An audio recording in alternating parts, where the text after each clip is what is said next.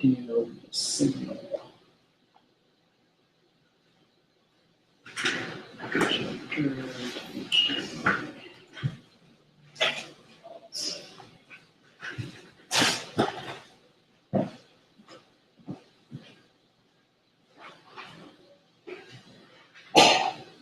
Searching source.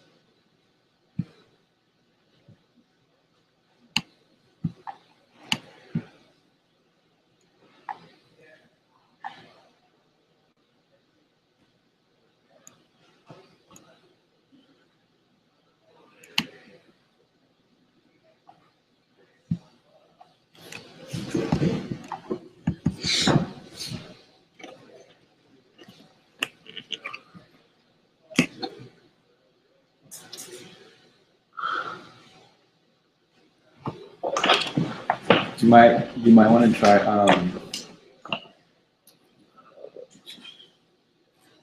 do an HDMI maybe.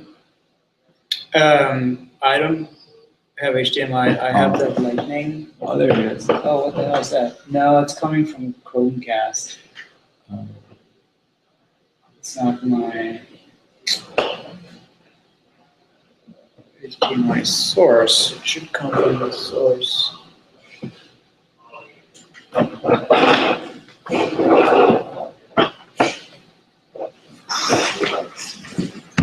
It's picking it up here. It knows that there is a projector, but it's not sending it.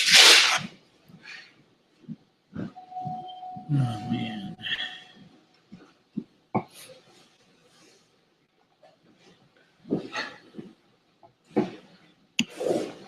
Display standard. Okay.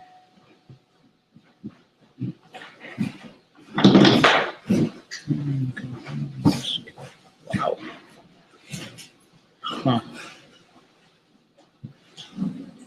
Attachment.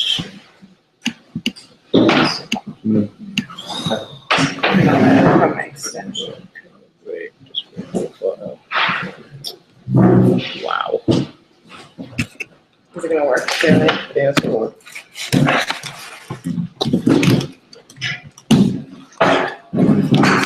The read? I don't know. That means Sure. Alright, that sucks. Can you connect to the Chrome? I'll try that, yeah.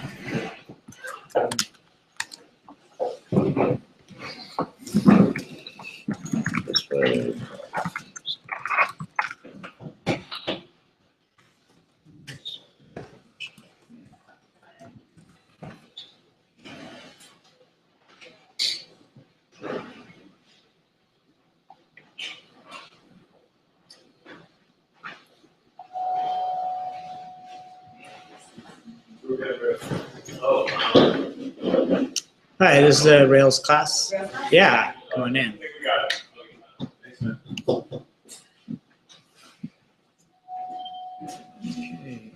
Okay, great.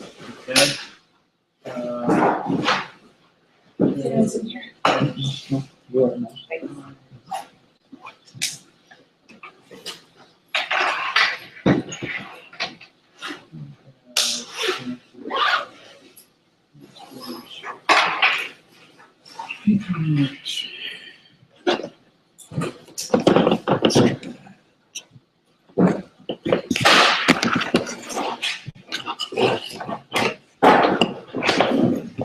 Sorry.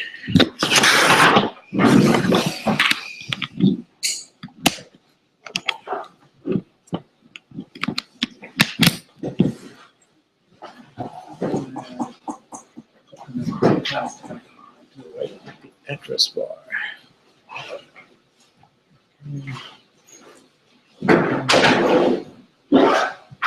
Church. Wow. Okay.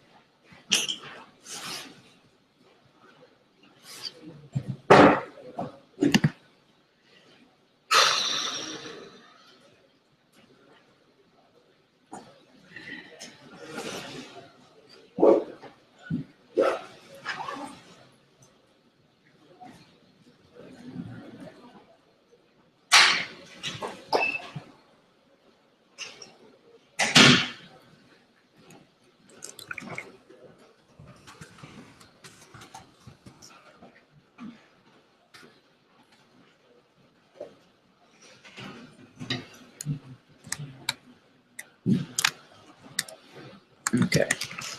Cool. Cool. Let's get started. Well, sorry, we're just a little bit late, but my name is Samir, and I am one of the instructors here at Rails School. How many folks here have been to Rails School before? Oh, wow, you're all first time. That's awesome. So we do different classes every week on Tuesdays at 7 o'clock. They're not necessarily related. You can go to our website, railsschool.org, and you can see all of the list of classes. We have a group of folks that do this in other cities as well, so you want to go to make sure that you're seeing the tab that says San Francisco at the top. I guess, okay, so there's the, there's a list of all classes. We sort of intersperse it. There's like basic classes, basic level classes, and then there's more advanced classes. And sometimes it's not even Ruby or Rails related. We've been doing other subjects as well recently. But this one is, I've done this class like a few times before, and it's really geared to just introducing the ideas of web programming in Ruby on Rails. So we'll try to get a little bit of coding done, but if you've not coded before, hopefully you'll still get something out of this. So I generally like to start by going around the class and asking folks what their experience is with coding, or what you're trying to sort of get out of this class. So maybe if we can just go around, you can say your name, and you don't have to say your experience if you don't want to, but what you want to sort of get out of this class, that'd be great. Can I start over here? So my name is Bruce Montoya, and I'm here because I want to. I'm a beginner at all this, so I'm basically want to soak in everything I possibly can. Okay. I'm Robin, I'm zero experience, and same with you, I just wanna learn a little bit. Okay. Cool. My name is Manny, and I actually started coming to the front-end web developer class, Okay. and they forwarded me this email, and I was like, perfect. So I think learning backend is also important for web developers. So yeah, but I have no experience programming. I'm Sharon. I have some experience in programming. I've done some tutorials and simple apps, web apps before. Okay. I'm just looking to learn more. Okay, cool. Can you go next? Sure, Hassan Tachi, I'm just here to pick up some notes, I guess, Okay. for projects at work. Did you say Hitachi? Hassan, okay. Hassan, Hitachi. okay. Yep.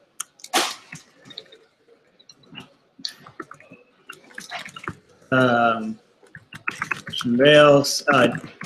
Cool. Afton, Vanderpool. So I did month on Rails, so I got like a little bit of an easy read there, and then I read some of Michael's the Ruby on Rails tutorial thing, but I thought it was pretty cool, so I wanted to learn more. Okay. The month on Rails, is that the onemonth.com? Yeah. Okay. I'll just stick that in here. So this is the course that Upton did. Yeah, I've looked at it. I haven't worked on it.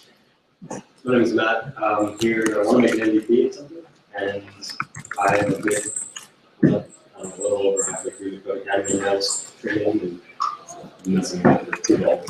Okay. Code Academy. Okay. And I'm taking a Rails course at City College. I've been coming to these for planning and Rails school for a couple of years. But any opportunity I can get to be a teacher, it's great. Cool. Awesome. Well, there, I guess. Yeah. I'm Benin. I'm taking a course at City College. I'm here to learn more. Cool. I didn't catch your name. Oh, it's Benin. That's spelled B-E, space M-I-N-D. I got it. Okay. Also at CC. Great. And I guess one last. I'm Fareed, and I'm just programming. Okay. Cool. Okay. So has everyone had a chance to? How many people have had a chance to actually install Ruby and Rails already on their systems? Okay, most folks. That's awesome. Yeah. Doing. Oh, you're using Cloud9. Is that like their automatic? Like they give you a machine and you just connect through your browser? Yeah. Okay. Yeah, that's one way to do it. So if you don't have Rails, Ruby on Rails in your system, you can either use Cloud9 has a system. The other one I know is Nitrous.io. This one is nitrous.io.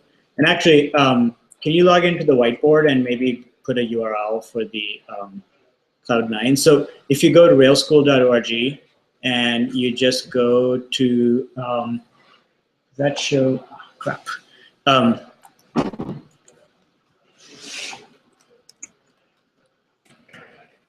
We are currently here at railschool.org. This is the URL for the whiteboard. So if you go to railschool.org, at the very top, you should see the event. When you go to the event, you scroll down, you should be able to open up the whiteboard at the bottom of that page. And you know, if you have any resources you suggest, and if you can like log in there and just put them in, that'd be very helpful for other folks as well.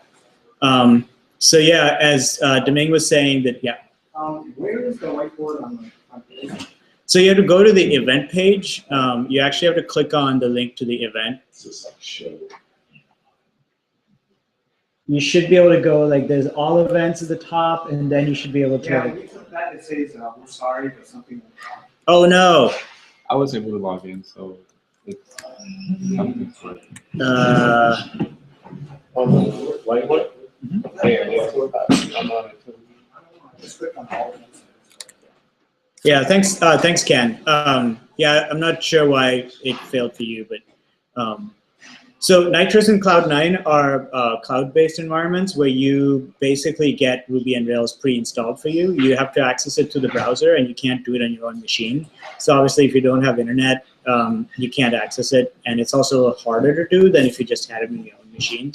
But if you're running into like problems installing Ruby on Rails, like these are great ways to get you started. So if you haven't done it already, that might be a way to get things started. If you have not done, the easiest way to get Ruby on Rails installed is to use the steps, use a software called Rails Installer, which I will put here. And if you don't already have it, then that's the fastest way to do it. Okay, for those of you that do have Rails, if you could open up Terminal on your machines, and if you haven't done it already, if you can type, oh crap, I don't know how to get it to cast my screen.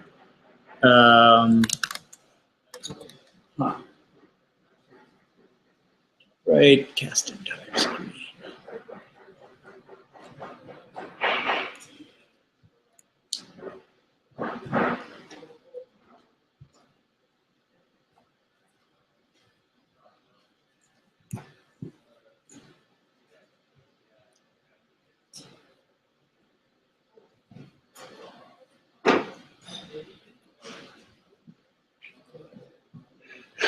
Okay. Okay. So if you open up your terminal window, you should be able to type in Rails space new and then a name for your app. So you want to say something like Rails new and then say my app. You can pick whatever name you want. And if you've got Rails installed, you press enter. You should see it after a while start to print out a lot of information that looks like my computer is really slow, so I guess it's because I'm screen sharing, so it's probably eating up all the memory. Okay, it looks like that. Is that what everyone's getting? Have you already done this before? Okay. How many people have actually done this before or have it on their screen right now? Okay. Okay. And Robin, maybe you can look over it at one of the screens if you want. But so while that'll take a minute to finish. So I just want to run through a few like concepts, and I put these in a presentation that is also public. I will share that in the whiteboard that I will be kind of making reference to, and we'll just like go over a few concepts in web programming before I switch back to the terminal window. Okay, so basically, this is what we're going to be doing. Quick introductions, background. We're going to try and spin up Ruby on Rails, and then we'll go over these basic concepts. So all of the programming that I'll be doing will be at the command line, or the terminal, or the shell. So it's very helpful to get used to doing all of your programming with the command line. You can do all your programming using software applications that help sort of manage all of this for you. The most popular one that I know of is called RubyMine. And RubyMine is basically, it gives you the same like commands that we'll be seeing on the command line, but within like a mouse interface. So you just do like menu, file, this, drop, and so on and so forth. So If you're a little overwhelmed by the command line, like remembering all the commands, like RubyMine is a good place to start. I think it is shareware, so you can get it for free, and it sort of helps you get started. And it's another way to help you get started with Ruby and Rails programming. Learning the command line is very, very helpful if you're doing any kind of serious development. Pretty much all the help on the internet will make reference to the command line. It'll say like, type this in, type that command in with these options. And so I would say that the command line is important. Okay, so for any web app, there's basically some basic concepts that you have to know. Every URL that you type into the browser actually looks like this. These are the parts that every URL consists of. So there is something called the domain of the server, which is how we frequently say, like, oh, go to Twitter or go to Facebook. That's where the apps are running. There is something called the request URI, or also called the path or the route, which is everything that follows the domain URL. And then there's usually a bunch of things after that called the query parameters. Pretty much every request to a web resource is broken down into these three parts: the domain, and the path, and the query parameters. Right? So even if I look at this URL up here for this slide deck, you'll see that the domain is docs.google.com. You'll see that the request URI is /presentation/ etc. And the query parameters follow a hash sign or a pound symbol rather than a question mark symbol. There's a reason for that, but we'll ignore that for now. But basically, the query parameters here, there's only one, and it's slide. And each query parameter pair is given with a key and a value. Okay, the key is on the left side of the equals to sign, and the value is on the right side. Did someone raise a hand just now? No, I thought someone had a question. And so the reason I'm bringing this up is because figuring out how your Rails app works, you have to know that this is what is happening. Your browser is generating these pieces. When you type in something into the address bar, these are the three pieces that are being sent to your application. And it doesn't matter if it's Rails or whatever other application language you use. They're all going to see the same thing. They're going to see a domain name, they're going to see a path, and they're going to see query parameters. There's also something else being sent, which is called the method, the HTTP method. And you can't see the HTTP method up here, but it is there. The browser is sending it, and it's part of the protocol. It's part of the way that browsers interact with applications on the web. And most browsers, including Chrome, have a way for you to actually see the methods as well. And that's by using something called the developer tools. So Chrome calls it developer tools. Firefox calls it, I think, Firefind. There's different ways. Like each browser has its own ways. Internet Explorer has also, it's called developer mode or something. But all of them do the same thing. They sort of open up the insides of the browser and show you every single interaction that the browser is having with the web application. So just to get a sense of like what that looks like. So if I open up developer tools and I go to google.com, and in Chrome, if you've got it open, you have to click to this network tab up here. So once you open it up, you actually go here to the network tab. I don't know what just happened, but let's try that again. Oh, let me search for something. So if I search for Donald Trump, you'll see that the network tab gets filled up with a whole lot of stuff. And we'll ignore most of the stuff except for the very first line. And in here, you'll see it says, the first column, it says name. That's actually the request path, right? So the path is /search. And the query parameters, you can see there's a whole bunch of them. So here's one pair, Q equal to Donald plus Trump. Here's another one, RLZ equal to something, and then a whole bunch of other stuff. You can kind of guess at what some of these things are, right? So you can see AQS has the word Chrome in it, so that's probably the browser telling Google, I am Chrome. And Google is keeping track of those things because Google wants to know how many people come to their website from Chrome and from Firefox and Internet Explorer and so on. But if you look down here, sort of in the insides of it, you'll see that it actually shows you the HTTP method. And it shows you that this one web page actually consists of these many requests. In fact, a total of 71 requests.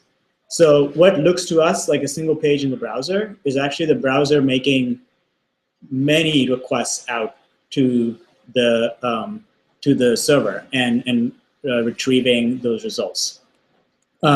Each of those results will have a status. This is what the application returns. And they also have a bunch of types. So you'll see that some of the files being returned are text, but many of them are images, right? So obviously Google is sending back all these images, pictures of the Twitter logo and pictures of Donald Trump and so on. And the browser is sort of telling you for each of these requests, what is the data that came back. But basically when you write an app, that is what you're going to be doing. You're going to be writing instructions for your app that say which of these routes it is willing to handle, which of these paths it is willing to handle, and then what data it should respond with when it receives that path from the browser. So that's the sort of the heart of what you're doing with your browser.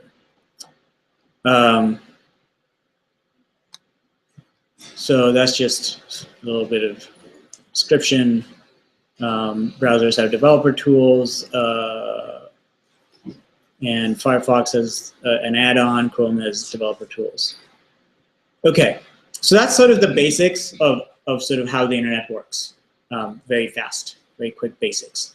There's a protocol. The protocol is called HTTP, which is why we type in HTTP at the beginning. We're basically saying, I'm going to use this protocol. It sends these requests, and it expects responses in certain formats. Those formats contain a lot of stuff. They also contain an HTTP status code. And the status code is what says what the server said happened, right? So if the data has been sent back correctly, the status code is 200. If the server says it cannot find the data that has been requested, the status code does someone know what the status code is when there's no data on the server? 404. Yeah, so that's why there's, you say like, oh, 404 not found, but that's the reason we say that is that it's part of the HTTP format or the specification, which at this point is a 20-year-old specification. There's it's HTTP 1.1 right now, and version 2 is in the process of being created. So if you want to see what the future looks like, read up the specification for HTTP 2.0. Okay, so I'll switch. So now we'll get to how Rails actually works. We're kind of going to leap from there to Rails. So here we can see that all of this finished. A bunch of things happened. And what happens when you say Rails app? This is what we ran, this command at the bottom. Can you see that? Yeah. What happens is that you see a long list of files that have been created, and you'll see a long list of these things after it says fetching gem metadata. Most people that are doing this for the first time, you will probably run into problems with your gems. Gems are basically Ruby libraries. They're just code that other people have written to help you run stuff. Rails is essentially a collection of libraries. And that's what it's listing out here. It's basically saying, I'm going to use all these libraries of Ruby code, which help you create an app. So if you ever have trouble with setting up a Rails app, usually it's because you're having trouble installing a library. But that's basically what you're seeing here. And then you'll see that this has created a folder called My App. So if I see this in my Finder, it might be a little bit easier to understand what's going on. So here's where I created it. And it created a folder called My App. And this is all of the Rails code that it pre-creates for you. And the idea with Rails development, and it's similar to like other frameworks, is that it tries to get you started. So it tries to create a lot of the stuff that you're most probably going to need. As a beginning programmer, you're not going to touch all of this. right? So you're going to discover pieces of it very gradually, but Rails kind of dumps it all in there because it figures at some point you're going to need it. For example, at the very beginning, you might not find yourself writing a lot of tests. Learning how to write tests in Rails is a whole class in itself. So in the beginning, you might sort of completely ignore that piece of Rails programming, but eventually you'll get there because you should write tests whenever you code. Okay, so let's actually see all of the pieces that we're going to go through. And I'll try to explain. Basically, for the rest of this class, we'll try and get through as much of that as possible, right? Like explaining all of those pieces. But this is basically what happens with Rails. When Rails receives your request, which will look something like this, it has something called a routes file. The routes file is responsible for listing all of the paths that your application understands. Okay, so if I go to Google and Google, I say google.com/myAwesomeSearch.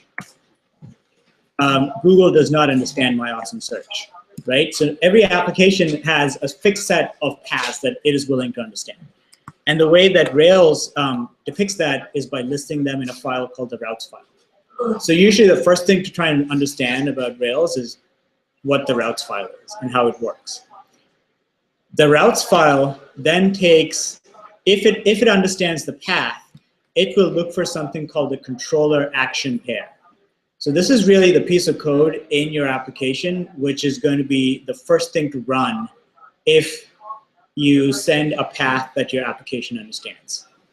Okay, so that's the second step in a Rails app. That is the code where you get to read the path and the query parameter.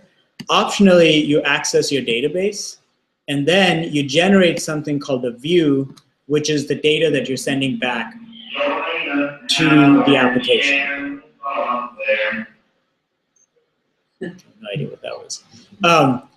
So these are really sort of the three pieces that are important. The controller is the piece that handles, actually kind of does the work of your application.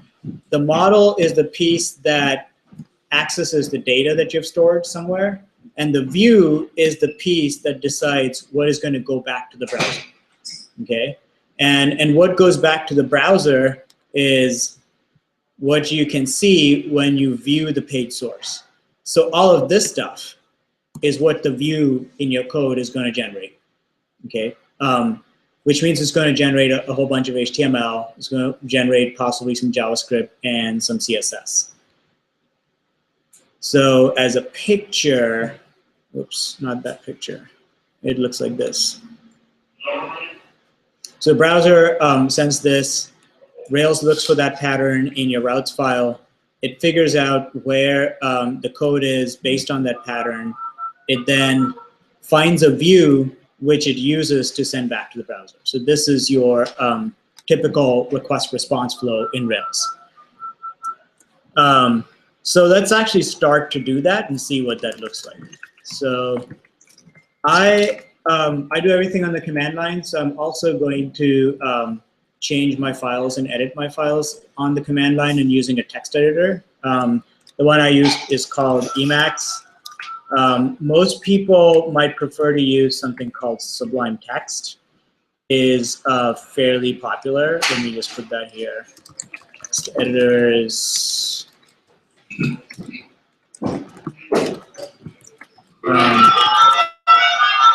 Sublime Text. TextMate is another one that you might use on OS X. Atom is another one that I think all of these are available both for Macs and for Windows, though I see we're fairly dominant on Macs here. Any other suggestions? Yeah. I'm sorry for running here late, but what was, how do you get to the slides you're showing for everybody here? Oh, so the best way to start is to get to the whiteboard, and all the links are there. Okay. So if you go to railschool.org, go to this event, click on the event, and the whiteboard shows up at the bottom of the page. Thank you very much. Yeah, do people use any other editors to anything other than these three? Yeah. That means in Notepad plus. Yeah, Notepad++. I think this is Windows only, if I'm not mistaken. Yeah. Yeah, it's not. Yeah, you can't get that on the Mac. Cool. So, and I use Emacs, and some people will use something called Vim or VI, and that's what you're seeing over here. Okay, so you don't have to know Ruby code. You don't have to know how to program in Ruby to get started in Rails, but it helps, and you very quickly find yourself getting lost if you don't know Ruby. So a lot of this will make sense if you know Ruby. Some of this will like, whoa, what the hell's going on? You can see some of it is in red. You know, that's a comment in the code, so it's not actually being processed by the application. Comments in Ruby start with a hash or a pound symbol. And Emacs, like most other text editors, will color code everything. So Emacs will put my comments in red so I can easily make out what is commented out and what is not. All of this was inserted by Rails when it created the app. So Rails tries to be very helpful. It will put in a lot of commenting into your code so you can look at it and sort of say, oh, okay, like this is what I'm supposed to do. So for example, it will give you an example of a route, right? So if you just started programming, it's helpful to have a little pointer here that says this is what you should do. And it's inserted it as comments into the routes file. So what I did was I went into the config folder and I opened up my routes file. So Rails arranges everything in a very specific way, okay? It puts a bunch of configuration information in a folder called config. It puts all of your application code in a folder called app. It puts your database information in a folder called DB. And you can't really change this, okay? So you have to stick to the conventions that Rails has set up for you. You cannot have your app in a folder that's called application just because you like longer words. Rails will not find your application anymore. You can also, it's very hard to tell Rails, don't look in app, look in application. I mean, you can, but you go kind of hack Rails. So this is something that people in the Rails community call convention over configuration, meaning Rails just kind of works one way, and you have to memorize the way it works. So you can't sort of say, oh, I wish I could do it another way and sort of set it up my way. Sort of like the menu items in any application, right? You have to remember that certain things are in the file menu and certain things are in the edit menu. You can't like move things around. So that's kind of how Rails is as well. Like there's a lot of like configuration built in. You have to sort of get used to where things are. So if you're starting off programming, you might find like creating a little cheat sheet is helpful. Like where's my routes file? Oh, it's in config. Okay, where are my controllers? Oh, they're in app/controllers, and so on and so forth. So there's a lot of like the structure of Rails that it's helpful to understand. Okay, so what I did was I opened up my routes file, and I'm going to now write my first route. So it's helpful in these situations to actually have a target. So what is an app that we can build? So in the course of teaching this class, I have picked this app just because it's sort of easy to understand how it works. It's an app that, given a city, finds a mayor. Okay, so that's a pretty simple app. You can see the setup is pretty simple. You can also see that, let's look at what the route looks like. So it's basically, this is the path in this app, and the parameters are these parameters, right? And if I look at my, if I look over here, you can see that there is a get request being sent, and here's the route, and here's the output that's being sent, okay? So I'm going to try and use this as like our target app. Like we're going to build this. Obviously, we're not going to build all of this in like an hour, but we're going to build sort of the basic pieces behind this, okay? So the first thing I'm going to do is, I don't like how this route is set up. Because by looking at the route, I have no idea what's going to happen. I mean, I know that they're going to search in their database, but I'm like, what is that database? Like, what are you searching for? You're searching in the database, and you're searching Milwaukee, but I don't know what you're looking for. I don't know if you're looking for the weather in Milwaukee. I don't know if you're looking for the population of Milwaukee. Instead, I would much rather that this looked something like this.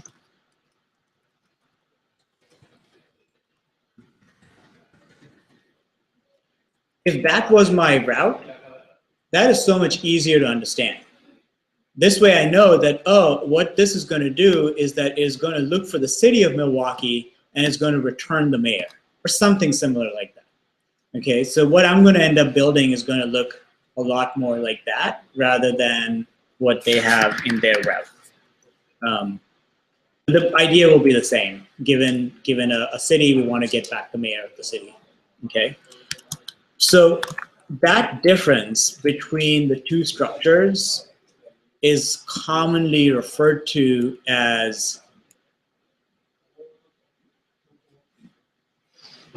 a RESTful pattern.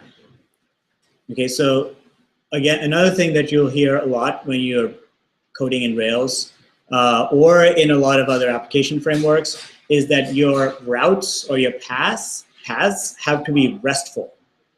Okay, and I'm not going to go into the details of what REST is, and someone wrote a whole damn PhD thesis about it 10 years ago. But the basic idea is that you want to structure your routes to explain what your application is doing. That's kind of what the idea of a RESTful route is. So instead of having a route that looks like this, I would rather have routes that look like this. Okay, and that tells me right away what is going to happen when I type in that route. So the idea is that RESTful routes will encourage your application to have a good structure. They also tend to emphasize convention over configuration. So rather than having all kinds of ways in which you can change the route, you sort of have fewer ways, but you have a very fixed conventional structure. They also look a lot nicer. And they tend to be shorter and more meaningful, right? And in fact, this is becoming more and more of a standard. Like if you start to see most modern web applications, GitHub, Twitter, Facebook not so much, but something like Asana, if you've used it. Like a lot of their routes are follow RESTful patterns, and so it's very much also like a modern convention when people write apps is that their routes have to be RESTful. So what that means is when we type in, we want our application to be able to understand routes that follow this pattern, okay? And in fact, you'll see that the helpful tips that Rails puts in for you already follow RESTful patterns. So if you're going to create RESTful patterns, the other advantage is that Rails kind of tells you what to do. Right, so it's like, hey, do it this way, and then your routes will look RESTful as well. Okay, so the way you create a route is that you basically write a little piece of Ruby code, and the Ruby code, the idea in a lot of Rails is for your Ruby code to sort of look like English language sentences. Okay, so this route is saying, essentially, is intended to make you think, if my application gets a get method, and if the path looks like this, then the code will be found here. If you already know Ruby, then this is basically a function call, and the argument to the function call is a hash. So that's really what is happening. It's just Ruby code that's saying, here's a hash, here's a key value in my Ruby hash, being passed to this method get. But you can think of it as if it is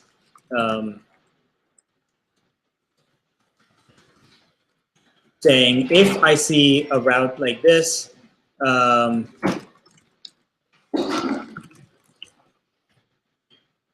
if I see a route that starts with /city, then look for the code using this pattern. We don't quite know what that pattern is, but we're going to try and get there. So let's see how much we can kind of all follow along. So if you're typing, like, if you can sort of follow along, I'll try to wait as people try to catch up, just so we can all sort of at least end the class with like the same code, or as much of the same code as possible. Any questions so far? How's the pace? I think the pace is good because normally what happens is I just get lost. Cool. Okay, so what we have here is we have a pattern here that says here's what it looks like, and here we have something that says the code is somewhere in my application. I'm going to open a second window, and you should try to do this as well. So if you're using terminal, I think like Command N will open a new window. Have two different windows open. So we're going to run the Rails server in one window, and we're going to do the editing in another window. If you're using Sublime or TextMate, then you just run your application in terminal, and you're just editing in Sublime. So you don't actually need two terminal windows. But I always do it in my command line, so I always have two windows open. So the way you start your application, the way you do a lot of things in Rails is through the Rails command. So we've actually seen it in action once already, which is Rails new. Yeah. What's the Rails file located in? It is located in your config folder. We've already seen the Rails command in action once, right? It helps you create the application. It helps you do a lot of stuff. Among the other things it'll do is it'll help you start your server. It'll help you create code for you so that you can do it automatically rather than having to type it yourself.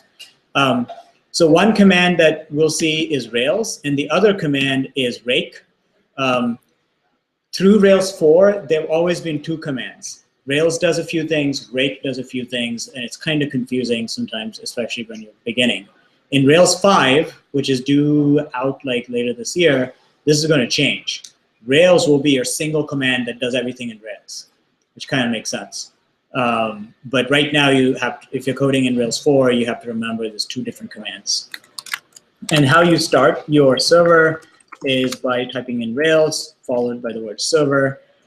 And you have to do that when you're inside your top level folder. Okay, so notice that I'm in my terminal window and I'm in my top level folder. That's the folder that just got created by my Rails new command. So you actually have to be in that folder and type in Rails server. So this starts up my server. It says it is listening. Application starting. It's starting in what is called development mode. And it says it is listening in over here. So all the applications on the internet are at some domain. If the application is running on your computer, that domain is called localhost. And by convention, again, if you type in localhost on your browser, the browser knows you mean your own machine. And it knows that you're not trying to go out to the internet. Okay, so that's, again, another convention. Browsers just know that. Rails also starts up at something called port 3000. So any machine can have multiple applications running. And all those applications are listening in at the same machine. The domain name only identifies the machine. If you have more than one app at a given machine, the way they all differentiate themselves is through something called the port. So by default, Rails will start off by listening in at port 3000. I can start multiple Rails applications. Let's say I go back to this place and I say Rails server, and I can have this one listening in at 3001. And they're both applications using the same code. They're listening in at different ports. And if I do that, it's probably eating up all my memory, and it's going to be very, very slow. So I might just stop that. But just to demonstrate what's going on, I can go here, and I can either type in, oops, that's not what I meant to type in.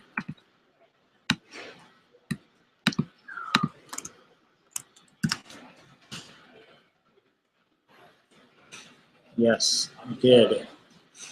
God, okay. Yay. Host 1. Chrome is too smart for its own good. I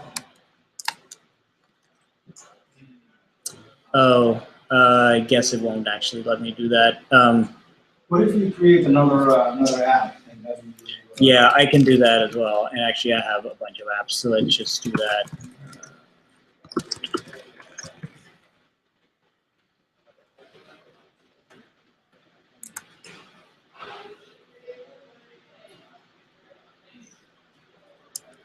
Okay, that will take a little bit. So anyway, so now we have our app running. So if you've got everything going fine, you should see this message. And this is basically the welcome message saying, everything is good, I'm listening in, and I'm ready to accept. So we thought we wrote a route, and we expect that our route should exist. We type that in, and we get an error. So at least for beginning level programming, Rails error messages are very helpful. You might very soon find that they don't remain as helpful and they become much more cryptic. But in the beginning, it's good to kind of know like what is the most that Rails can actually do for you. So you can see that it says no route matches this request. So it says I got a get method and here's what the path looks like and I don't understand it. And it's trying to help you by saying, well, here's the things that I do understand. And it's listing them out here as a list of routes. So I'd actually typed in city in my routes file, and I forgot. And I typed in cities with a plural. So that's why it was unable to understand that. And I know that without having to go back to my app because I can just look at the error message. So the first thing I'll do is I'll fix that. And at least the error is different. Okay, so now it is saying uninitialized constant cities controller. So that is basically saying this route says that there's code available somewhere, but I don't know where that code is. Specifically, where that code needs to be depends on what you've typed in here. So if you look at this, there are actually two pieces to it, before and after the pound symbol. And what you put before the pound symbol is the name of your controller. What you put after your pound symbol is the name of your action. Okay. So just to like situate ourselves in the request response cycle, we got past this. We found the pattern in the routes file. We're now trying to get the controller in the action. And Rails expects to find the controller in a specific folder with a specific name. Okay, and this is something that can trip like people up in the beginning because they're like, oh, where is the controller? Like, I thought I created a file and Rails won't find it. And the way it does that is it says you have to create the controller in the app folder, inside the app folder, inside the controllers folder, and if the name of the controller is X, there needs to be a file called x_controller.rb. Okay, so I'm going to do that. I'm going to open my browser. I'm going to say, so it says cities over here. So I'm going to create a file whose name will be citiescontroller.rb. And I am then going to write a bit of Ruby code. And if you know Ruby, you know that I've created a class. The name of your class has to match the name of the file in a very specific way. If the file's name has to be all lowercase, and the words have to be separated by underscore. The name of the class has to be in the special format that is sometimes referred to as camel casing.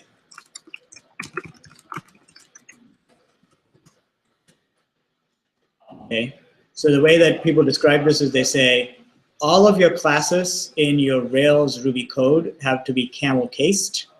All of your files have to be the lowercase equivalent of a camel case. And if you mess this up, Rails will actually not find your code. Like it has to be exactly like this, otherwise Rails gets very confused. So just to see what we did, I was in the app folder and I created the cities controller. Is there a difference between doing it the way you just did it versus doing Rails generate controller in terms of what files are actually created? Just make this specific single file manually, right? Yeah. Does it generate? So let's actually answer that question with sort of explaining what Matt just said. So you saw me, I typed in all of this stuff, right? And to sort of type that in and not make mistakes, you have to know Ruby. Otherwise, it's hard to remember all of that. Like I said, class, I wrote down the class name, then I said less than, and I said application controller. And unless you've like programmed in Rails for like a few weeks, like it's hard to remember that stuff, right? Rails tries to make some of these situations easy for you by giving you a bunch of what are called generators. And generators will generate pieces of code for you so that you don't have to remember all of the things that Rails needs you to do, okay? So one of the ways in which you can do that is one of the ways in which you can create controllers is by using a command called generate controller. Okay, so I'm actually going to delete this file that I just created. Okay, it's gone. I'm going to remove this from here. And instead, I'm going to do it the way Matt just suggested. It was Matt, right? Yeah, thanks. And I actually have not used generators in a long time. So Matt, is that the right format if I wanted to do cities controller? Yeah. Okay. Well, cities controller, if you want to call it cities controller. Oh, okay. Yeah, so I don't use generators, and I'll say why in a minute while that loads on. But Ken, yeah, what's up? And on that subject, but maybe later, pluralization. Oh, right, yeah. So does that actually, should that have been city, and it would have figured out the plural, or? Did you want to call it city in your app? Yeah, I mean, I've not used generators, so I don't know all the things it does. But anyway, to answer your question, when you use generators, generators do a whole lot more than like single file creation. In this case, the generator said, okay, I'm going to create a controller, but you know what? When you have a controller, you're going to need a view at some point anyway. So I'm just going to be helpful and create the views for you as well. Oh, and by the way, you should be testing your controllers. So I'm going to be helpful and create the test code as well. Oh, and by the way, whenever you have controllers, you probably want to separate out your JavaScript and your CSS into like specific folders. So I'm going to go ahead and do that as well.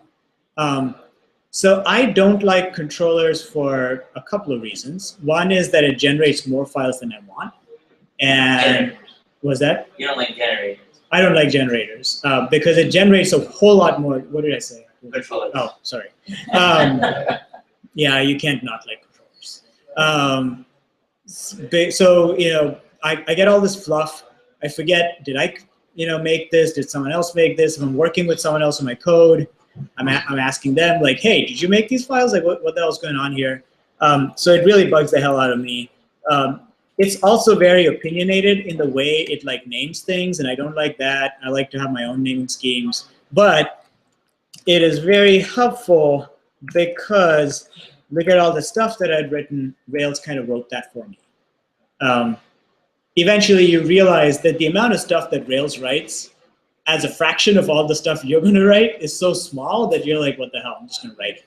And if you know Ruby, like that's not really challenging code to write. So, so I tend not to do that, but generators are fairly helpful, and we'll use generators for models in a little bit, and you kind of have to use that because it is actually much harder to write models code by yourself than it is to use generators. So I always use generators for models. Yeah. Can you go back on camel case? What do you mean by so they have to be, the classes have to be uppercase and files to be lowercase? Yeah. So notice how when like we created this, Rails followed its conventions, right? So inside, it created a camel case name, uppercase C for the two words, but the name of the file, you see how it separates the words by underscore and then makes it lowercase? So this is called camel casing. And that's part of the convention. And that's the convention of Rails. I always forget this. Some of these are Ruby conventions, some of these are Rails conventions. And I can't remember which is which. It's like a mix of the two. Do you know the answer, Deming? Or? So isn't the file name like called snake casing? Maybe. Yeah, maybe the file name is close. How come, so it wouldn't work if you named like a file name up there, with the class name? Like a snake casing? Like if I did this. Yeah, but like a, Oh, lowercase won't work. So I know one thing for sure. Class names in Ruby have to start with uppercase. That's a Ruby thing. Like you can't uppercase. So the first letter in a class name has to be uppercase. And generally, so classes generally do cities controller, application controller, those are classes. Methods you can do, you give cities underscore controller. So to differentiate a method from class. So that's good. Do you have a question? A moment up here at time. He asked a question. He is a new visitor here, and he would like to know if he made a photograph of the people in this class, would it be okay? If it, okay. If you have an objection, just turn around the other way. Face the work. What are you gonna do with the photograph? Otherwise, Facebook will spot you. What are you gonna do with my photograph? I'm probably going to put it. I'm involved in a tribal people in Australia. We're a new growing group of technologists, and I'm just walking around networking and talking to people and meeting people because we're looking at maybe doing things like this. It's a beautiful place in the world, but yeah. So I'm just kind of giving them some ideas. Getting a picture of you guys working on Ruby is awesome because I think that's the sort of stuff that they're interested in. I'm not a programmer myself, but I used to be a hacker a long time ago. Yeah. Why did you stop? Hey? Why did you stop? Why? Because I decided to get into media, and I worked in mass media, and then of course traditional media is finished. The internet's brought everything down to earth. I didn't work for Rick Murdoch, but it was good.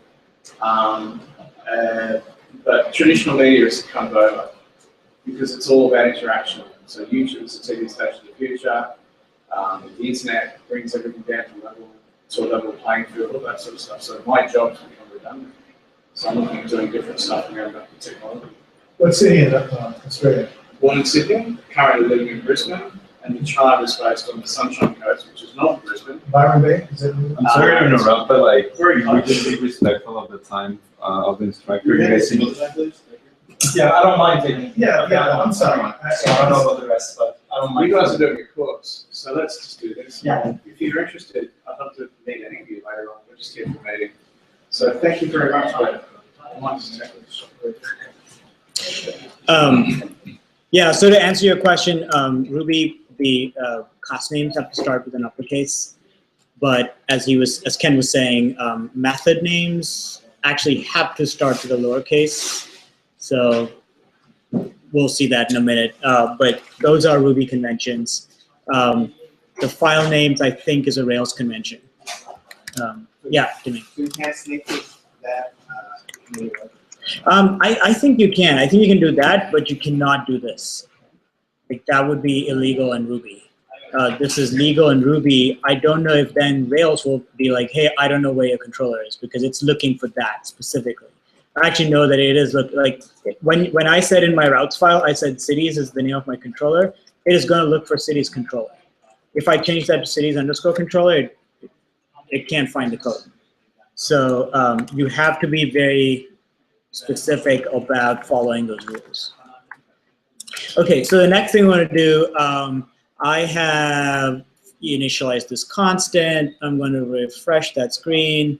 And you notice the error has changed, so we're making progress. Okay, so you define the controller, you gave it an action, but the action doesn't exist. So the way you add an action is that you define a function inside your controller. So that, if you know Ruby, what has just happened is that I have created a class called cities controller, the class now has an instance method called show information.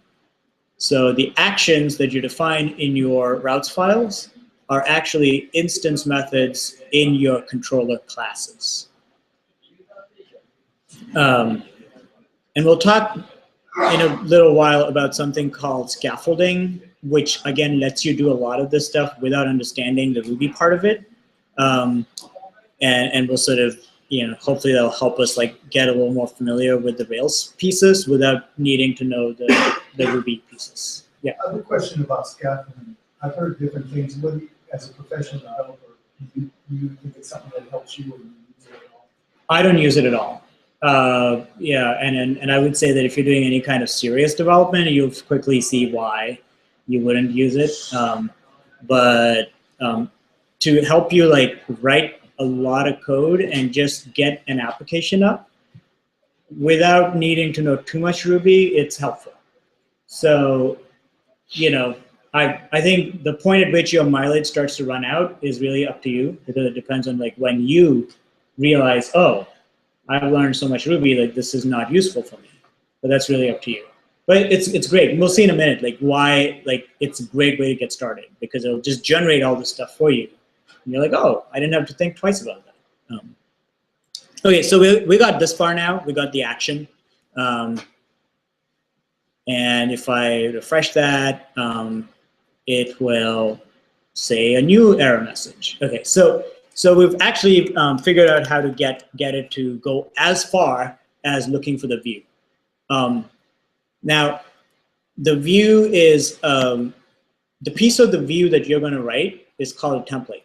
Okay, and the reason it's called a template is because it is going to be code that says, what should I send back to the browser as sort of a pattern?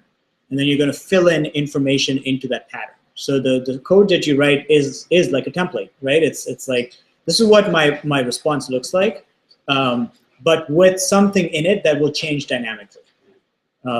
So in this case, you can imagine that the template for this page, all of these pages have the same title. All of these pages have a link below that says find another mayor. And the template for the population and phone information is very similar. They come one after the other. They have, some of it is in bold, some of it is not in bold. But then pieces of information get filled in depending on which city you're looking at. So most web pages, if you think about it, are a template, right? Like if you go to Twitter and you log in, I'm already logged into one of my dummy accounts. This is really a template. The template is that there is a bar at the top. There are some things in the bar. There are these boxes. Each of those boxes have a picture and some text. The text actually is arranged in very specific ways and so on. And that's the template. And then Twitter decides which pieces of information to fill into that template. And that's really how like all web development is done. You try to figure out the template, and then you write the code to kind of fill in the data. And I said that because I wanted to kind of show what that looks like in Ruby Rails code. So anyway, let's look at the message. So it's saying, I'm missing a template. I don't know where it is. The template it's looking for is cities/show information. So what it is trying to say is, I expected to find a folder called cities, and I expected it to have a file called show information. And that file can have any number of possible file extensions, which are listed here, called handlers. So you can write this file, which is your template, in a variety of formats, each of which is a way of dynamically filling in the template. And I'm going to use a format called ERB, which is sort of the default format that you get when you write Rails code. And notice that it is saying, I searched here. So this is, again, part of Rails like convention. When Rails wants to find templates, it is going to go look in app/views. And it is saying, in app/views, there needs to be another folder called cities, and that folder should have a file called show information. So I'll tell you what I'll do first, is I'll just do what Rails is asking me to do, which is I'm going to go in. There's already a folder called cities because I used the generator. If I had not used the generator, that would not have been there. And in here, I'm just going to try and create a new file.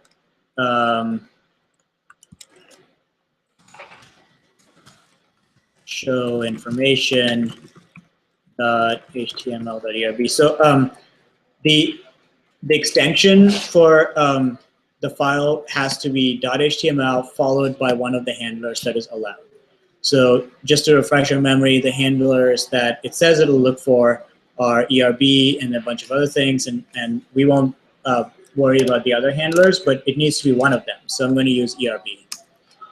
And if I just create that file, confirm that it did get created, it's over there, it's 0 bytes right now. And if I go back and refresh my browser, it is slowly rendering, and it has now rendered my my template file. Yeah. To confirm that it did render, because it just showed me a blank screen, I'm going to say hello world. And then when I refresh this, it's hello world. Okay, so so we can confirm that that is in fact the file it is using to render onto the browser, or to send back to the browser. Notice that I did not have to restart my server. So that's another feature of most frameworks, Rails for sure, is that when you're in development mode, it does not need to restart. It is constantly watching your files. And every time any of your files changes, it will essentially use that change to process everything using that new code. So this is not entirely true. There are a few files that will never reload. But as a beginner, when you're only modifying files inside the app folder, you can pretty much assume that anything you change in any of these folders will get instantly picked up by this Rails server in development mode. Quick question. How did we handle the ID of city? We haven't handled it yet. Oh. Yes, so we've got to get there. So our template is not very dynamic, right? This template doesn't care what the ID is. It's always going to say the same thing. Because it's like a query parameter or something? So right now it's a query parameter, yeah. But we haven't figured out how to use query parameters, right? So we got this far, get action, pass. What word again? It's a query runner? The query parameter. Oh, query parameter. Yeah. Okay. So we got this far in terms of handling everything. If I go back to the right picture, so we don't know what to do with the query parameters yet, right? We're going to get there, but we don't know yet.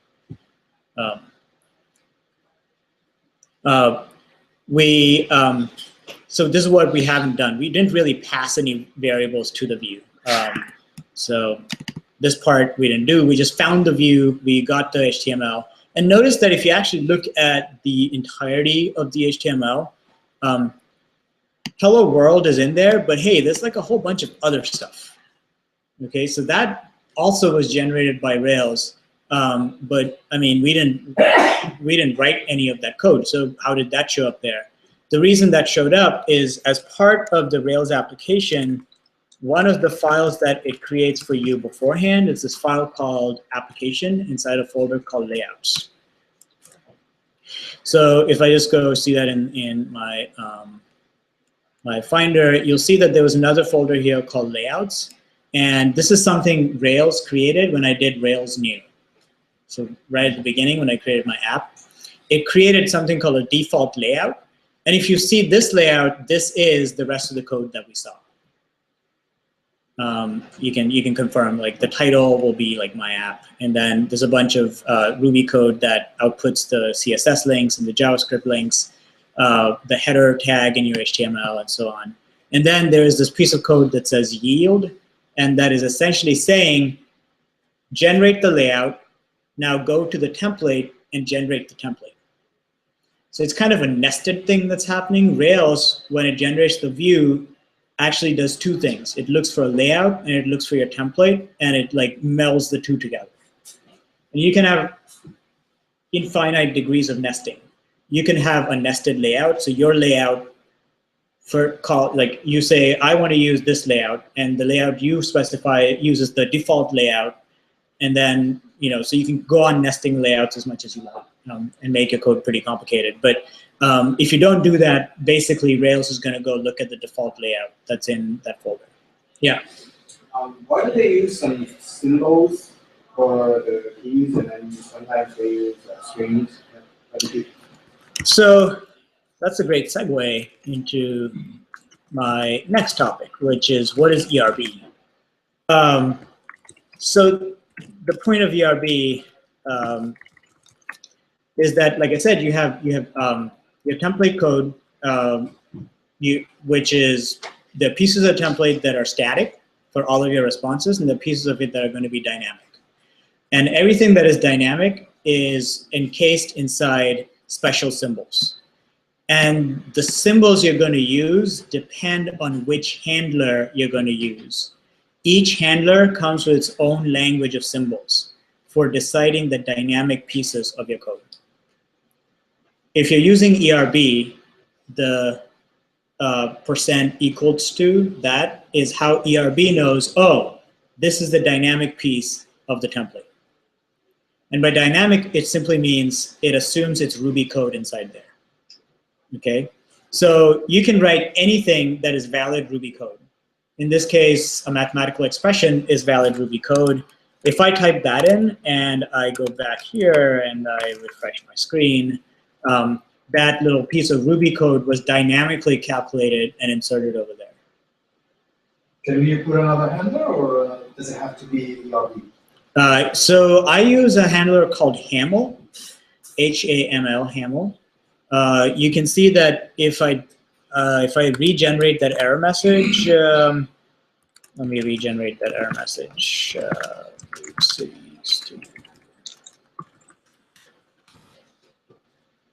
Notice that it gives you a list of handlers that Ruby by default will accept. Can you read that? ERB, builder, raw, Ruby, coffee builder, JBuilder. Haml is not one of the default handlers. In order to add Haml as a handler, you have to add it as a gem. So remember, gems are the libraries that make up your Rails application. Rails applications come with a bunch of default gems. And the only default, and these are the default handler gems. So right? it's already installed. I don't have to do a gem. When you do Rails new, it'll take care of that. Yeah.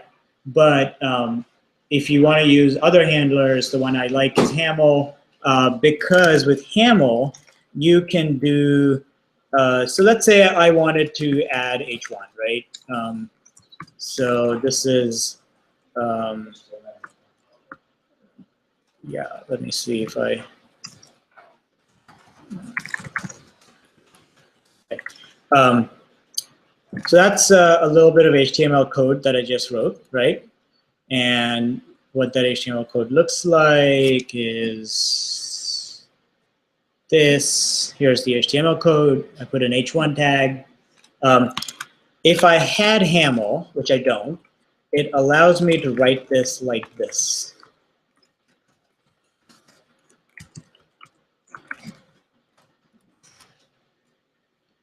So I like Haml because it's a little cleaner. Haml uses something called default indentation. So instead of using closing tags, you actually use indentation to say where the tags start and stop. Okay, so it can get a little hard to read sometimes, especially when you have very large pieces of code. Let me just open one for an app that I already have.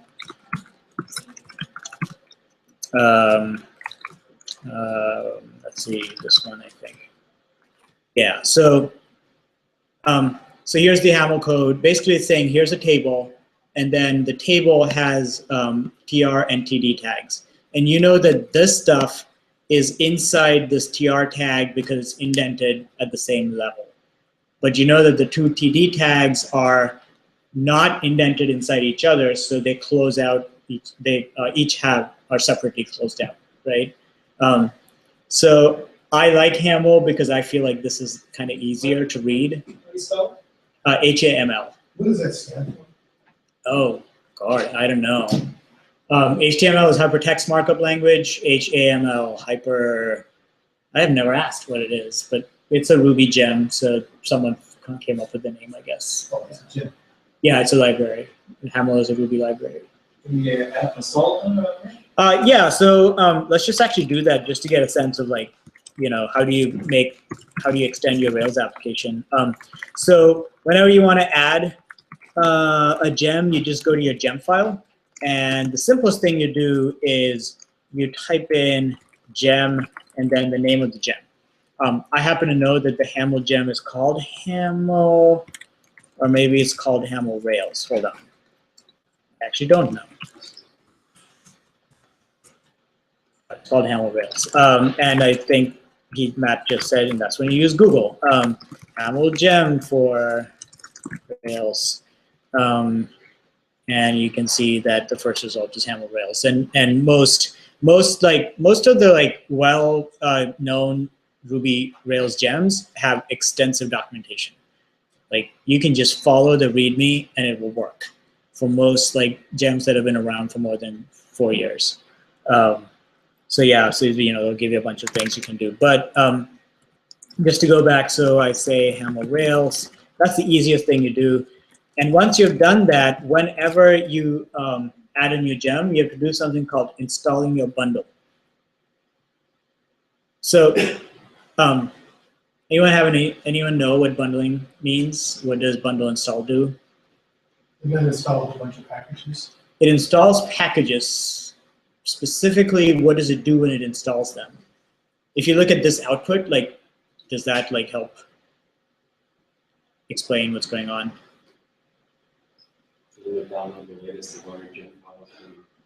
Sort of, yeah. So those are all version numbers. These are all libraries someone else wrote. People write these libraries and they keep improving them. They keep fixing them. They keep releasing new versions, right? When you do bundle install for the first time, bundle is a program whose job it is to go figure out what the latest versions are of all of the gems you want to use and download them. It then creates a file called gemfile.lock, which is a specific format that says, at this point in time, these are all the versions I found on the internet. It then locks it down for you. You can then take your code, you can copy your code to a disk drive, take it somewhere else, put it in a new machine, and Rails will use your gemfile lock file to re-download exactly those versions. Because in the interim, if someone has released a new version of their library, you don't want your code to break because they changed their libraries. So you need to store your gemfile lock file very diligently. Because if you ever lose this lock file, you might be in a nightmare of trouble. Because you don't know when it stops working, is that because you wrote some bad code or because one of the gems went up by a version and now it's all broken. So so that's what, whenever I add a gem, you have to do bundle install, and that will create a gemfile lock file. Now I have Haml in my code. Bundling is one of those things that require you to restart your server. When your server started up, it read the previous gems at that point, and it didn't know that you added something new. So every time you do a bundle install, you have to restart your server. Does Now, the bundle install generate the gem lock? Yeah. So if you delete it and you run bundle install, it will generate it back? it will generate it back, but it will use the latest versions available on the internet. So always check your gemfile lock file in, make sure you have a copy, use GitHub, put your lock file somewhere. This is the cause of a lot of pain for many beginners, is that they kind of forget that. Maybe they think, oh, I can just regenerate everything again. You can't. I mean, you can. Most of the time you can, but sometimes gems change versions and then you're host. So now, because I have Haml Rails, I can go back to my file. I can write it in Haml, but I have to do one more thing. Can someone tell me what that is? Change the file name. And the new file name has to be format.handler. Okay, so you have to tell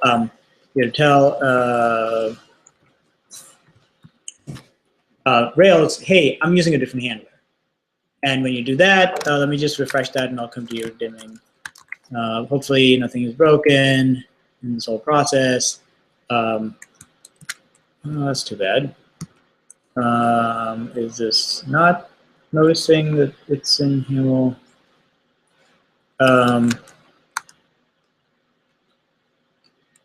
I broke something, and I'm not immediately aware what it is. Well, yeah, you had a question. So if you don't put any extensions, does it default to ERB? Yeah, it defaults to, well, it defaults to that list. Remember when we saw a list of handlers, it will look in that order. So it'll look first for an ERB file, then it'll look for, it had a bunch of other things. But if you like don't even put, you just leave it at .html. So that is what, so let's actually break it again, and we'll see that list. So if I move cities to this, and refresh that. So notice that one of the handlers is called raw. So raw means I have a file that does not have any handler. So yeah, so it's one of the options. So I could have just called it .html, and it will treat it as if it's just a pure HTML without any dynamic content. So notice that it does have HAML, which means it should interpret that as HAML. Did I forget to add something? It's been so long since I've actually added HAML explicitly that maybe my indentation.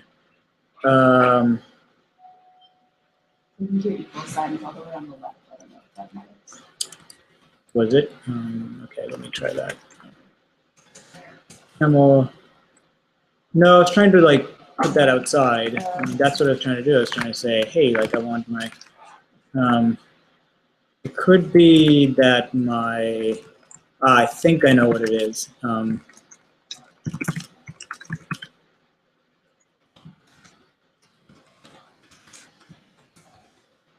I think if one file is in HAML, everything has to be in HAML. Otherwise, it's not happy with you. And I already have, I'm going to do this quickly because I think I have this file already.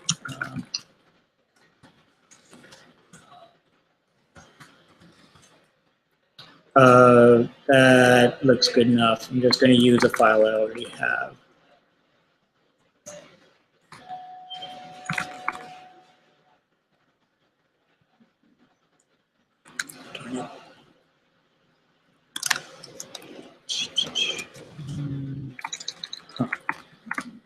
Try to start that.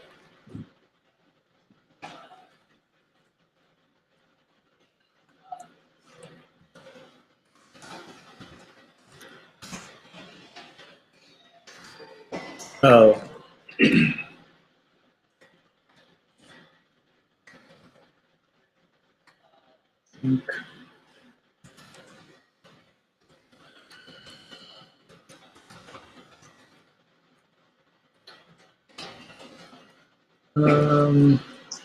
The other half of the station, you need your little arrow. It should just know to do that. Shouldn't expect me to add the install.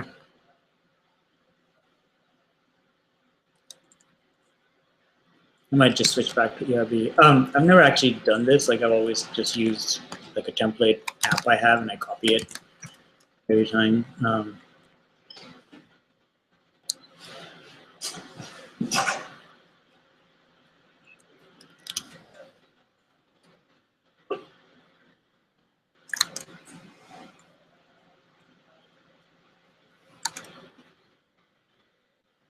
Did you say you had to convert all the HTML and BRB files to HAML previously? Yeah. There's a generate command in the GitHub README to convert your application layout.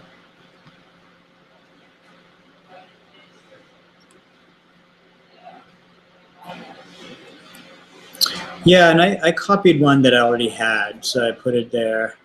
So I don't really need to do that. Yeah, I don't want to get hung up on that. That's really weird. I thought use, did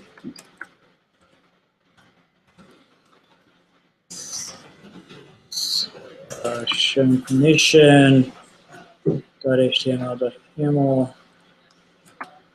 Yeah, I don't know what I'm doing wrong. Let's go back to the ERB. Yeah, the ERB, yeah, I'm just gonna do that.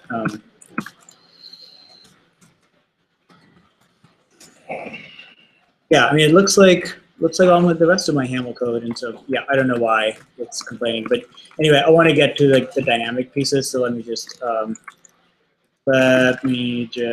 do that. Oh wait, did I now remove my ERB file? Ah, that's why.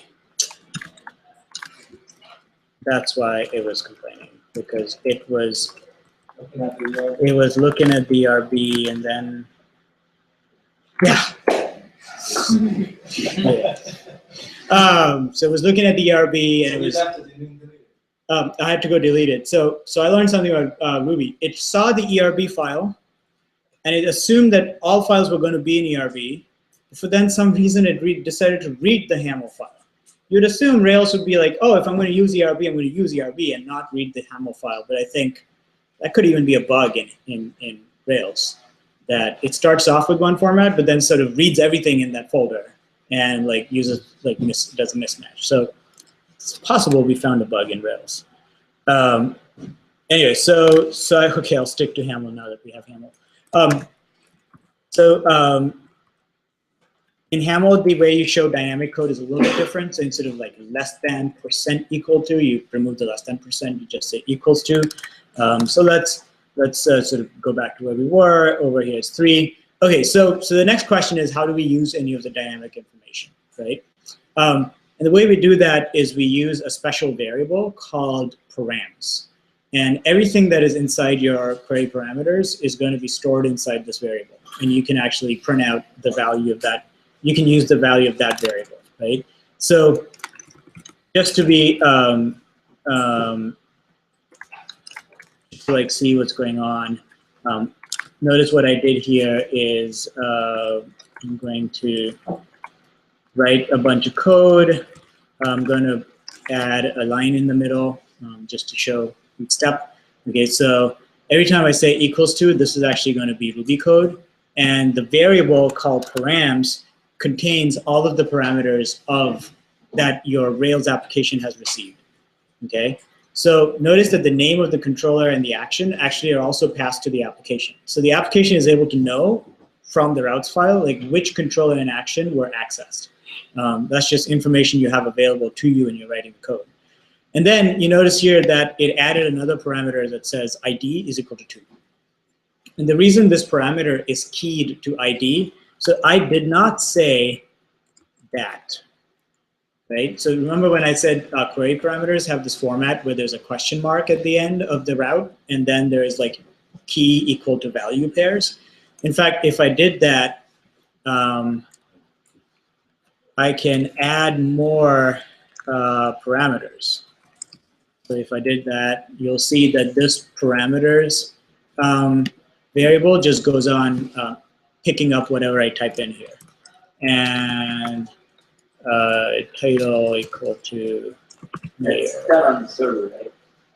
Yes. So your query parameters from the browser are going to the server, and the server in Ruby, the way the server gives you access to that is by storing them inside this variable called params. And params is a hash. Okay, so if you know Ruby or if you know any sort of language data structures, like params is a hash, also called a dictionary in some languages, which is simply key value pairs. And the keys in your params hash are the keys that you supply in your query parameters, and the values are the values in the query parameters. So you can see that I said title equal to mayor, that became the key value pair title and mayor in my params hash. The only thing that I did not do is I did not say ID equal to 42, and yet it is inserted as ID 42. And the reason that is because if we go back to our routes file, the last piece that we did not explain was this. So we explained this pattern starts with /city, We explain that this is a controller and this is the action, and we know where we put that.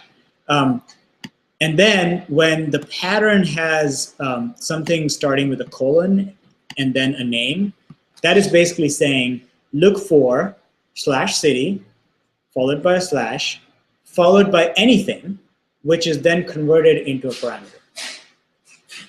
Okay, so another way I could say is I could say something like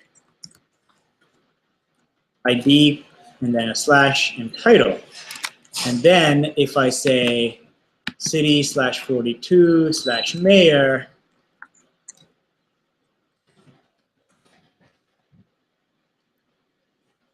notice that there is now a title key set to mayor.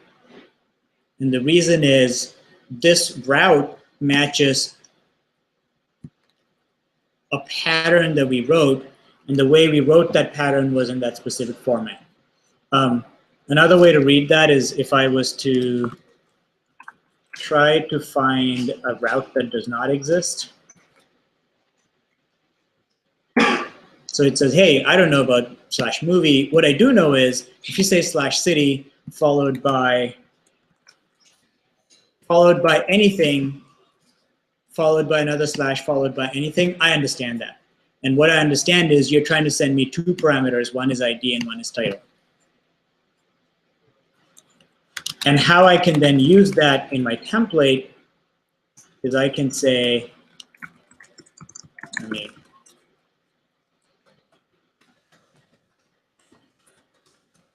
you need type checking for that kind of stuff? Any what? Type checking, like expecting a number versus no. So let me just finish this and I'll answer your question in more detail. So it looks like you're trying to access information for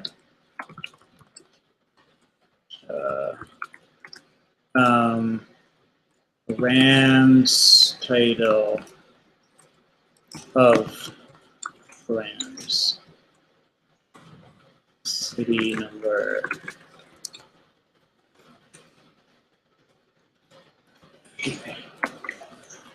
so now if I say this, and if I said sheriff of city 2, we'll say, hey, it looks like you're trying to access information for sheriff. So we have a very rudimentary template. And we know the pieces of the template that are static, which are written out as HTML. And then we know pieces that are dynamic, which are written out by starting with an equals to, which are written out as Ruby code. So basically, this template consists of HTML and Ruby. Well, strictly it consists of HAML and Ruby. We've kind of mixed it up a little bit. But the Ruby stuff, you know, is whatever follows the equals to sign. And specifically, we're using a built-in variable called params that Rails has already stuffed your query parameters into. It's given you access. So to answer your question, Ruby is dynamically typed. So what that means is that it will constantly make guesses as to what the type of something is. Most of the time, it starts off by assuming everything is a string. And whether something will be converted to an integer or not depends on a lot of stuff. But it never depends on you. Unlike in Java or C++ or any other statically typed language, you decide when something is an integer or not as a programmer. In Ruby and PHP and Python, the language decides, which can be a source of convenience and also a source of a lot of trouble if you're not quite sure how the language is going to decide things. So I mean, actually, a very simple way of doing that is, let me try to do math on that, right? And let's see what happens. So instead of 2, it should say 3. But if I try to do math, it will instead give me an error. Notice it says type error. So it says, hey, like I could not convert your string into an integer. So when you did a plus, it was very smart and decided that a plus must mean integer math.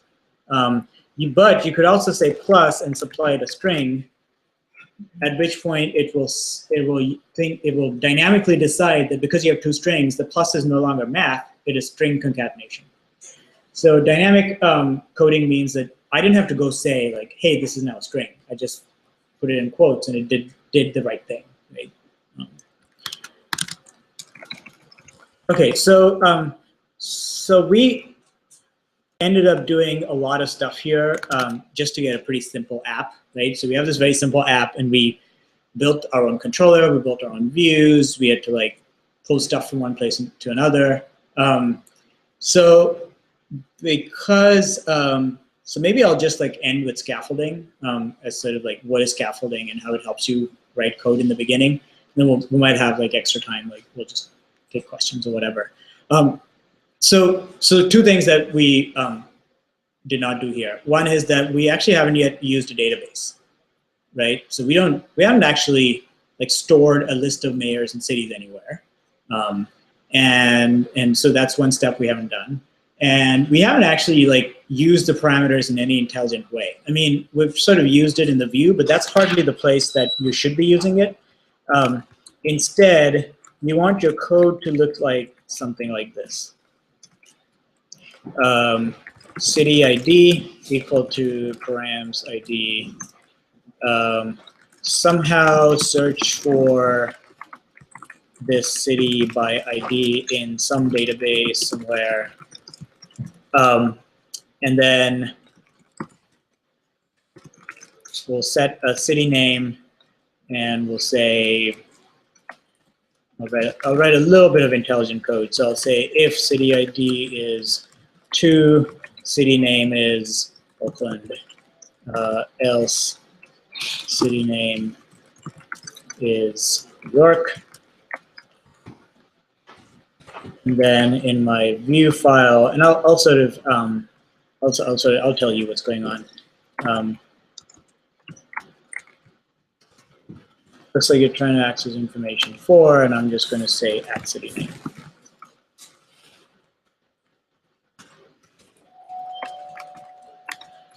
So let's actually see what we did differently now. So if I change this ID to be anything other than 2, it will think that I'm trying to, oh, let me fix my route.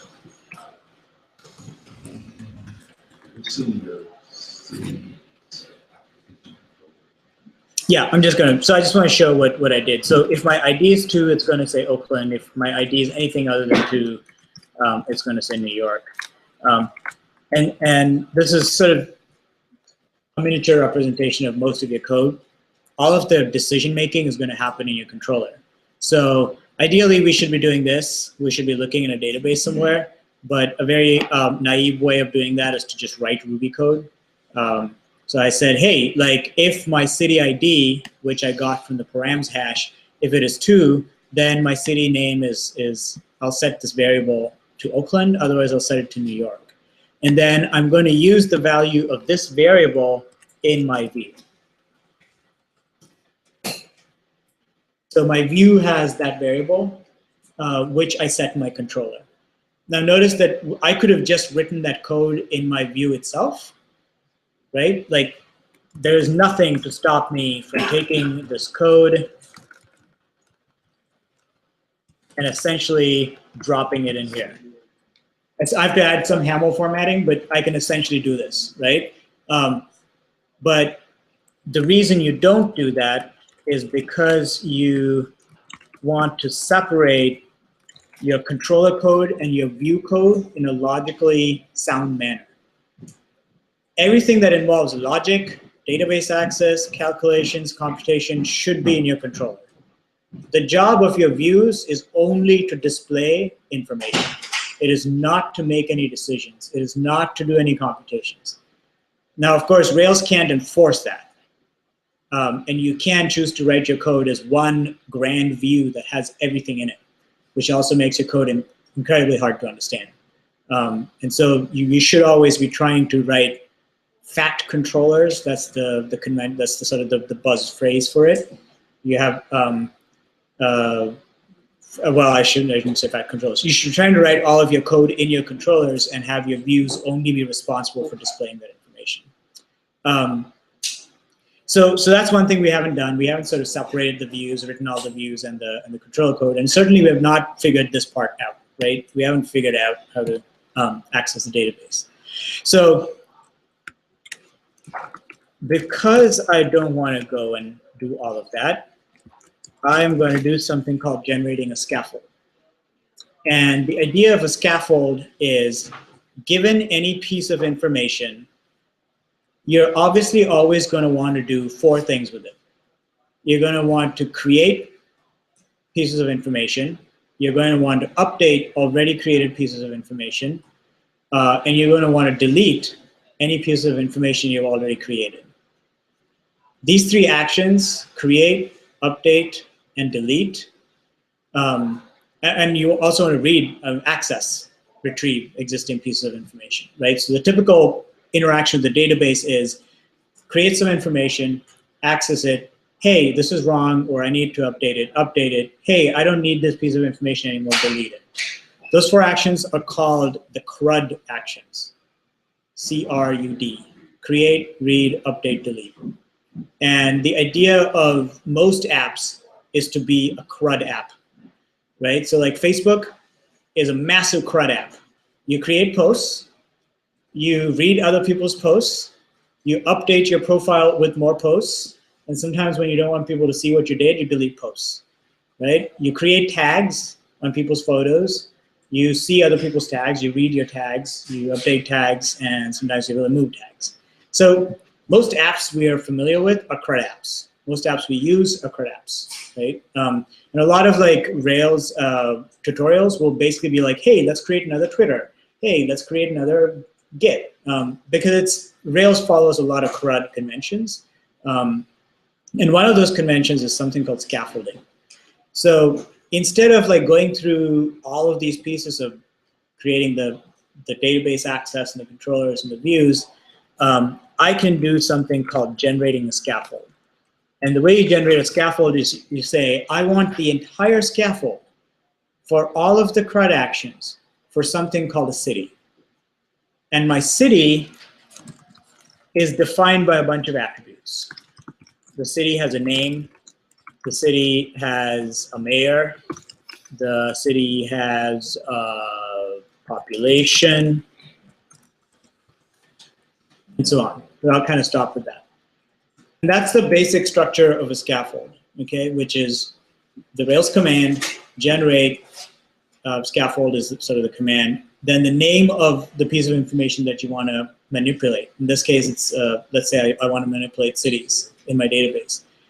And then a list of attributes and the types for the attributes. Okay. What's the difference between this and creating database?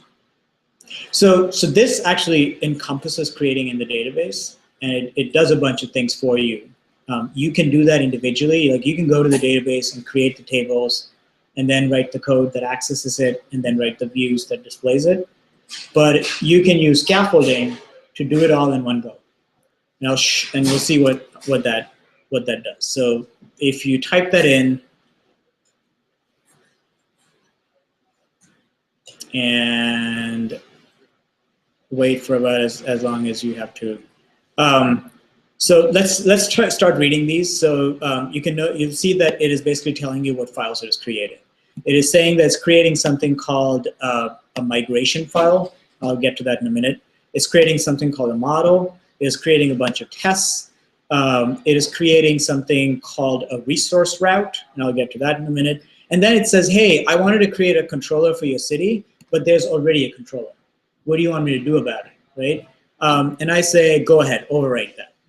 That code was useless. Just do what you want to do. And then it says, okay. And it said, I'm going to create a bunch of views. Again, there's some code that had gotten created, which I'm going to overwrite. And I created a bunch more stuff. You might remember that some of this is identical to what happened when we generated the controller. So generate scaffold does generate controller, generate model. You can do these independently, but if you do scaffold, they both happen in one go, okay? So you asked what is the difference between this and the database. So actually what happens with generating scaffold is that it creates something called a database migration file. And a database migration file is a Ruby version of the commands that you will need to send to your database to create the table in the database in which that information is going to be stored. So that is not actually a database command. A database command has to be written in SQL, which is a language that most databases use. But it is Ruby code which will get converted from Ruby into SQL for you by Rails. It has to be SQL? So the default for Rails is to assume that you have a SQL database.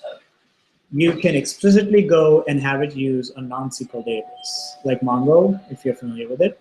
But just like Haml, ERB is your default handler. Haml is something you have to explicitly go and add. SQL-based databases are the defaults, and non-SQL-based databases you have to tell Rails by adding a gem.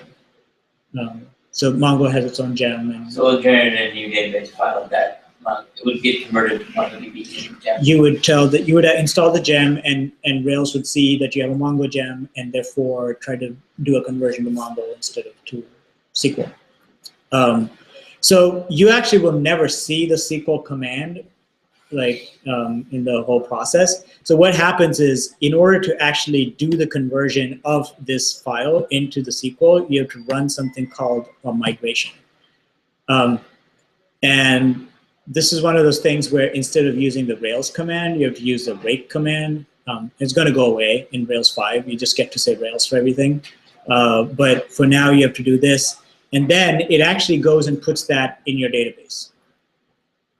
So the next question is, where the hell is this database? I didn't say that I was going to, I didn't tell Rails where the database was. It somehow magically created a database. One more of those things that Rails does by default is to use a file-based database called SQLite. So if you don't tell Rails where your database is, it will just say, okay, I'm going to use SQLite, and that's a database that is stored on your file system. So it's a file-based? Yes. It's not actionable? It is, well, it is a SQL-based database. It just so happens that instead of storing the data on a server, it stores it in a file. But for all intents and purposes, it behaves like a SQL database. Yeah. But the real magic happens when you open up your controller file. That's a whole lot more code than I wrote. And this code does all the CRUD actions for you. It gives you an action that lets you look at all the cities in one go that you have in your database. It gives you an action that lets you create a city, so the C part of CRUD. It gives you actions that lets you edit the cities, and it gives you an action that lets you delete a city. So eventually, if I'm going to write an app and people are going to be able to like look up cities, delete them, and so on, you're going to have to write all that code anyway, and Rails kind of does it for you. In fact, it does even more than that. If I go to this route called city/new, notice that Rails now generates a form and sends it back to me. Okay? And why it does that is because it went ahead and created this folder and then dumped a bunch of Haml files in there. One of those is the Haml file new. And you'll see that this Haml file looks very similar to what's going on here. And I'm going to sort of open up both of these side by side. So here's my Haml file, and here's the form. And if I change this Haml file,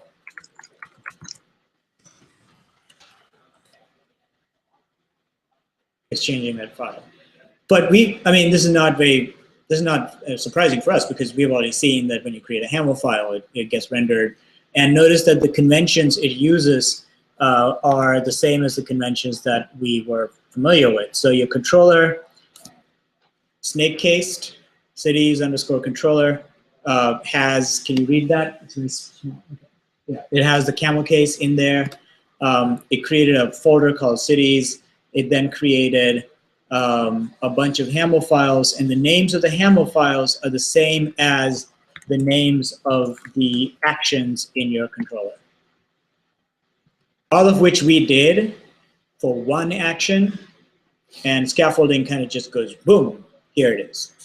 And it does, scaffolding does a whole bunch of stuff that is really smart. So because I said that my city will be defined in terms of a name and a mayor and a population, it gives me these HTML boxes. And because I said population is an integer, it gives me a handy little HTML, not drop down, but like it's like an integer like counter button. So it's just a click button.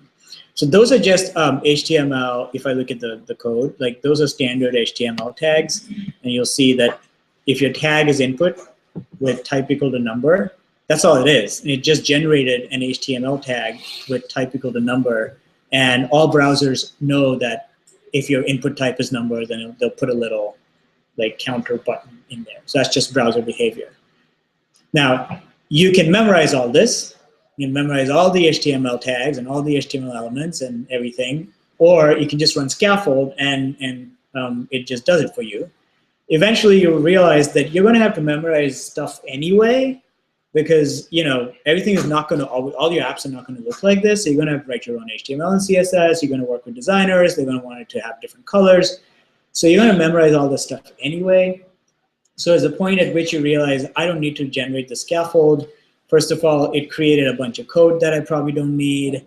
It added all these comments that are totally useless.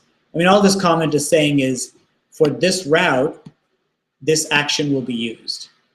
But any experienced Rails developer is like, well, duh. I mean, I know that, right? So it's putting in a lot of stuff which you will eventually find is useless and cluttering up your desktop space. So, what do I think about scaffolding? I think when I first started writing Rails code, yeah, it was great. I couldn't keep track of, is it DEF or is it define or is it defun, and it just helped me like do stuff fast. But once you've done it a few dozen times, you'll just remember.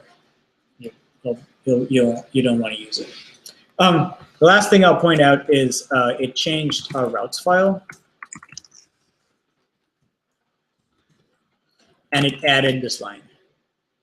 So notice that there's actually a whole bunch of different routes. So if I said cities, that will attempt to show me a list of all cities. If I said city/new, that will show me a form for a city. Oakland mayor is, how am I forgetting her name? Starts with an L. Libby.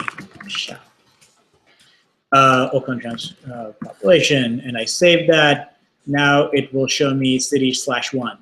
This time it has automatically shown me the information for cities. So that means my application is now understanding a whole number of routes, but none of those routes are actually in here, right? So Rails did not add a route that looks like this, and a route that looks like this, and a route that looks like this, right? Instead, there's a shortcut in Rails, which is, hey, just give me all the CRUD routes.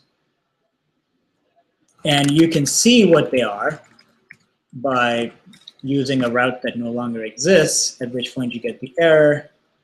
And the error gives you the list of routes, which, let me try to close this.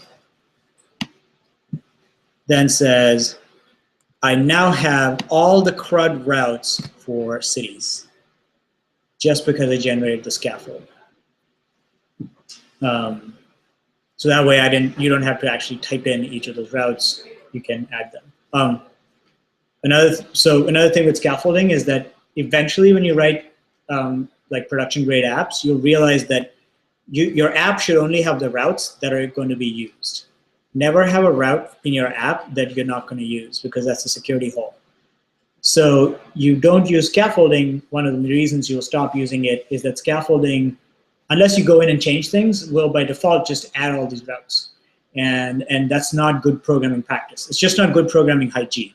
So the hygiene should be start with the very least you need and build it out from there, rather than scaffolding, which is like, hey, let's take everything. And then maybe you'll remember to remove the things you don't need, or maybe you won't. You'll have a security hole. So scaffolding is kind of great to get started, but it's not the most like it's not a best practice in terms of writing good code. So that's just the thing to keep in mind. Okay, we're 5 minutes away, so I'll just stop there and take some questions.